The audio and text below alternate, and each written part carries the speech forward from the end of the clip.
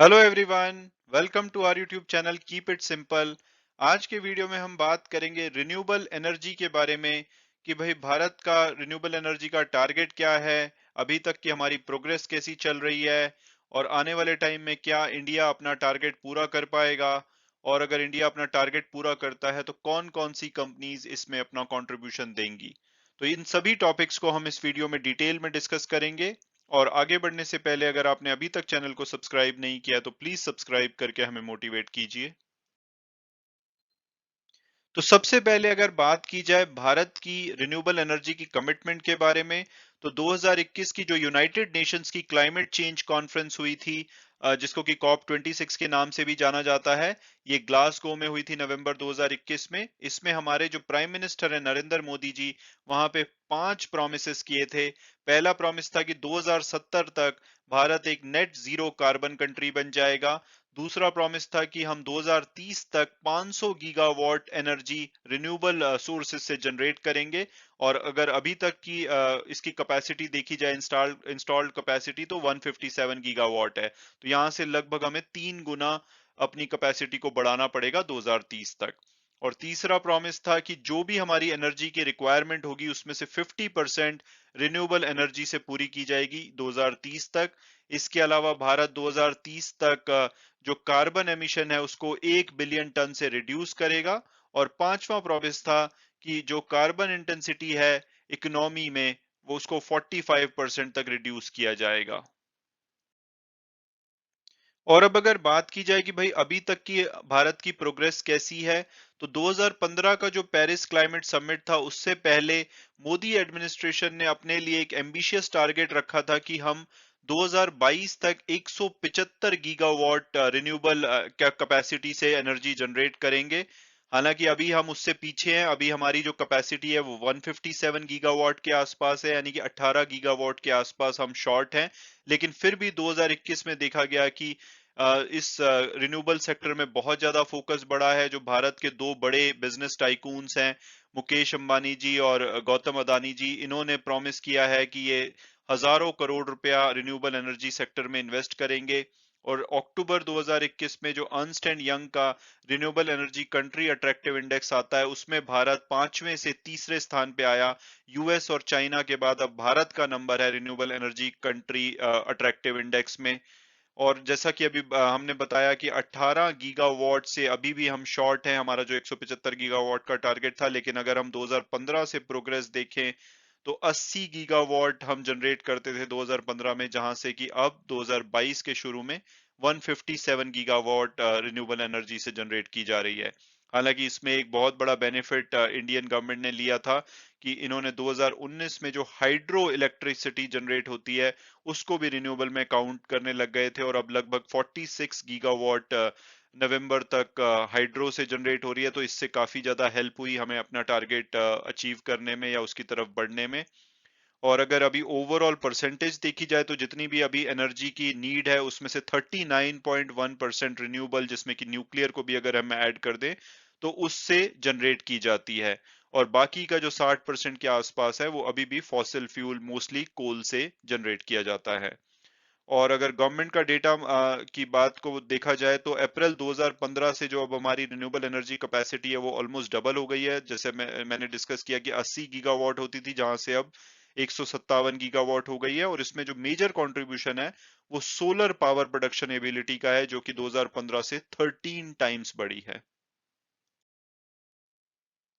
और अब अगर हम बात करें कि भाई फॉसिल और नॉन फॉसिल एनर्जी के सोर्सेस क्या हैं, तो फॉसिल में अभी भी 235 गीगावाट के आसपास जो भारत में एनर्जी प्रोड्यूस की जाती है वो फॉसिल सोर्सेस से की जाती है। इसमें सबसे बड़ा जो कंट्रीब्यूशन है वो कोल का होता है, यानी कि कोयले से 203 गीगावाट के आसपास की एनर्जी जनरेट की जाती है। इसके अलावा गैस से लगभग 25 गीगावाट और लिग्नाइट और डीजल से बाकी की 7 गीगावाट के आसपास की एनर्जी जनरेट की जाती है। और अगर नॉन फॉसिल की बात की जाए तो इसमें से सबसे बड़ा कंट्रीब्यूशन आता है सोलर से लगभग 48.5 गीगावाट, उसके बाद हाइड्रो से 46.5, विंड से 40.0, और इसके अलावा अदर्स जैसे कि बायोफ्यूल वगैरह से 15 के आसपास, 15 गीगावाट के आसपास, न्यूक्लियर से लगभग 6.8 गीगावाट। तो ओवरऑल मिला करके अभी जो हमारी इंस्टॉल्ड कैपेसिटी है वो 157 गीगावाट की है।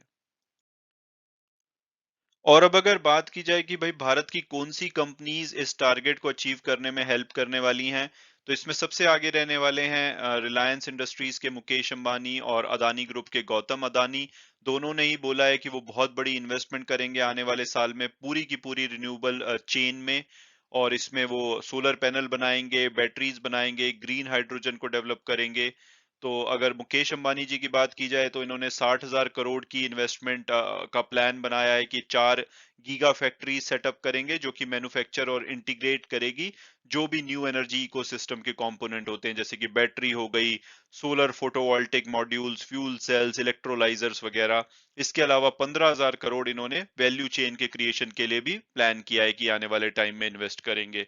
और अगर हाल फिलहाल की इनकी इन्वेस्टमेंट देखी जाए तो 31 दिसंबर यानी कि फ्राइडे को ही इन्होंने एक UK based sodium ion technology battery maker है, इसका नाम है फेराडियन लिमिटेड, जिसमें कि इन्होंने 100 मिलियन पाउंड पे करके इसमें 100% हिस्सा एक्वायर किया। इससे पहले अक्टूबर में इन्होंने कुछ बड़े निवेश किए थे, जैसे कि एक नॉर्वेयन फर्म है आरईसी सोलर होल्डिंग, इनको एक्वायर किया था। इंडिया की Sterling and Wilson solar limited को एक्वायर किया था। तो इस तरह से इन्होंने बहुत बड़ी इन्वेस्टमेंट ऑलरेडी स्टार्ट कर दी है। और अगर अदानी जी की बात की जाए तो उन्होंने भी अगले 10 साल में 70 बिलियन यूएस डॉलर इन्वेस्ट करने का प्रॉमिस किया है। और मुकेश अंबानी जी की बात की जाए तो इन्होंने अगले 3 साल में लगभग 10 बिलियन करेंगे, तो इनसे 7 गुना ज्यादा अगले 10 साल में अदानी जी ने प्रॉमिस किया है। और उन्होंने इसकी शुरुआत करी थी एसपी एनर्जी इंडिया को 3.5 बिलियन यानी कि लगभग 26,000 करोड़ में खरीद के।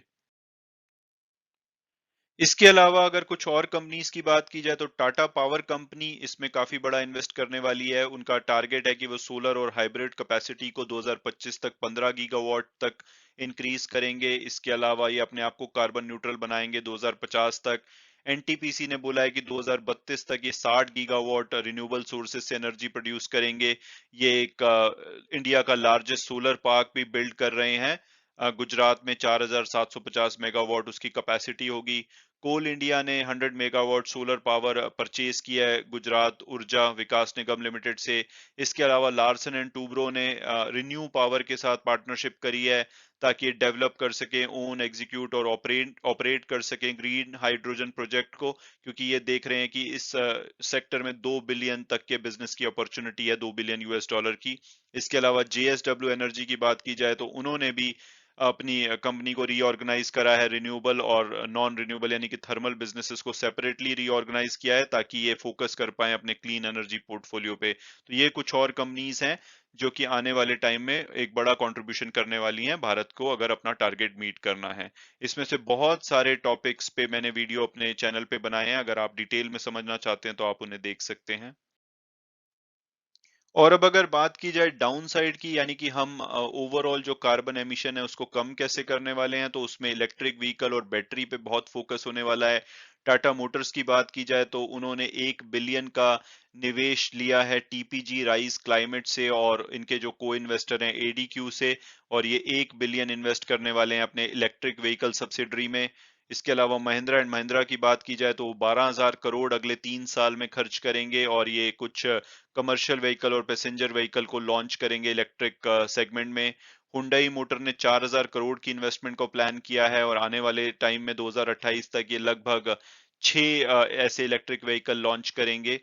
और टाटा पावर की बात की जाए तो इनको एक सोलर और बैटरी स्टोरी प्रोजेक्ट्स मिला है 945 करोड़ का सोलर एनर्जी कॉर्प से, जिसके अंतर्गत ये बैटरी स्टोर प्रोजेक्ट्स पे काम करने वाले हैं।